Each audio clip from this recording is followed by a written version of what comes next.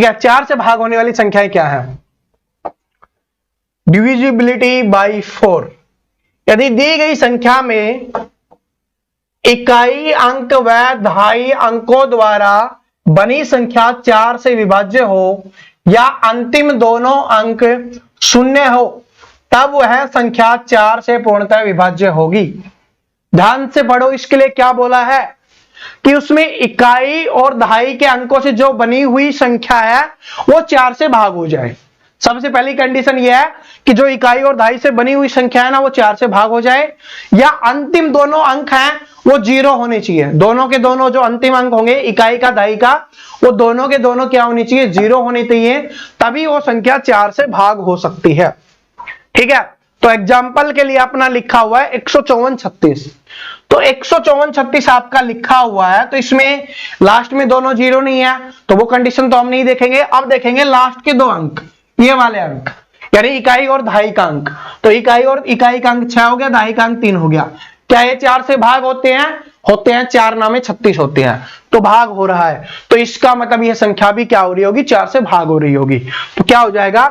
36 है वो 4 से भाग्य होता है, तो अतः संख्या क्या हो जाएगी? 4 से पूर्णतः विभाजित है। दूसरा एग्जाम्पल लिखा हुआ है आपका 600। तो इसमें इकाई और दहाई का अंक क्या है? 0 है, तो ये 4 से भाग होती है। करके देख लो, 150 चौके क्या होता है? 600 होता है। इस तरीके से। और अगर हम और एग्जाम्पल लेना चाहें तो हम और एग्जाम्पल ले सकते हैं। जैसे क्या हो गया? 10,000 हो गया, तो इकाई और दहाई का देखना है, 2 0 है तो 4 से भाग हो रही होगी। या अगर हम कुछ संख्या और बड़ी लिख लें, जैसे 4 9 8 7 6, ये हमने लिख लिया, तो इसमें हमें क्या देखना है कि ये जो अंतिम दो अंक हैं ये अगर 4 से भाग होते हैं तो इसका मतलब ये संख्या 4 से भाग होगी, वरना नहीं होगी। तो इसको 4 से भाग देके देखो, 4 एकम 4 3, 4 नाम 36, 19 चौक 76 होता है ना, तो ये संख्या भाग हो रही है। तो इसका मतलब ये पूरी संख्या भी 4 से भाग हो रही होगी। चलो इसको कन्फर्म आपको करवा देता हूं मैं, तभी हमें पता चलेगा कि हमने किया है वो सही है या नहीं है। तो 4 से करेंगे, 4 एकम 4 जा रहा है, उसके बाद 9 आ गया, तो 9 पे अगर हम 4 से भाग देंगे तो 4 दूनी 8, 1 बच गया, कितना हो गया? 18। 18 को 4 से भाग देंगे, 4 चौक 16, 2 बच गया, इसको 27, तो 27 को 4 6 24, 3 बच गया, 36, 4 नाम 36, पूरा पूरा भाग हो रहा है। तो पहले ही हमने बता दिया था कि 76 को अगर हमने 4 से भाग दिया तो हो रहा था, तो वैसे भी भाग देके देखा तो इस संख्या में भाग हो रहा है। तो आपको ये याद रखना है, अगर आपसे 4 से विभाज्य वाली संख्या पूछेगा तो उसका इकाई और दहाई अंक, दोनों के दोनों अंक अगर 0 हैं तो वो संख्या 4 से विभाज्य हो जाएगी। इसके अलावा उस पे जो इकाई और दहाई का अंक है, उन दोनों अंकों से बनी हुई संख्या अगर 4 से भाग होती है तो वो संख्या 4 से भाग हो जाएगी, पूरी की पूरी संख्या। ठीक है, तो 4 से भाग वाला पढ़ लिया। अब चलते हैं हम 5 से विभाज्य होने वाली संख्या, यानी 5 से भाग होने वाली संख्याओं के बारे में हम पता करते हैं।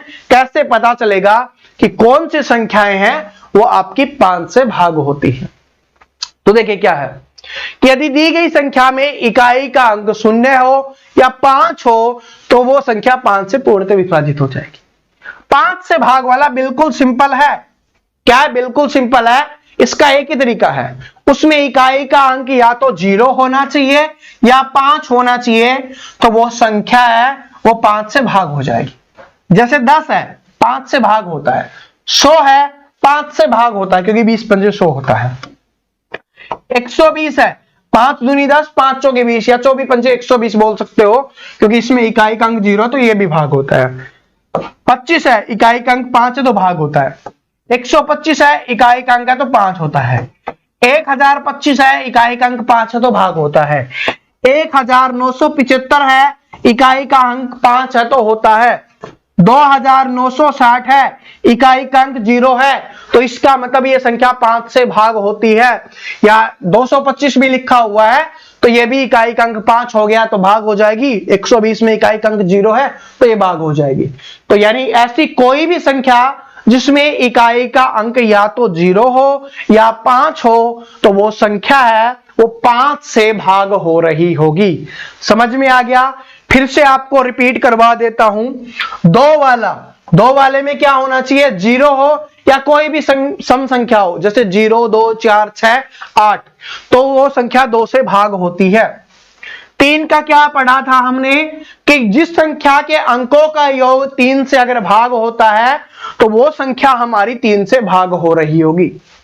4 पे हमने क्या पढ़ा था, जिसमें इकाई या दहाई का अंक दोनों 0 हैं तो भी 4 से भाग होगी, या इकाई और दहाई का अंक 4 से भाग हो रहा है तो वो संख्या 4 से भाग हो रही होगी।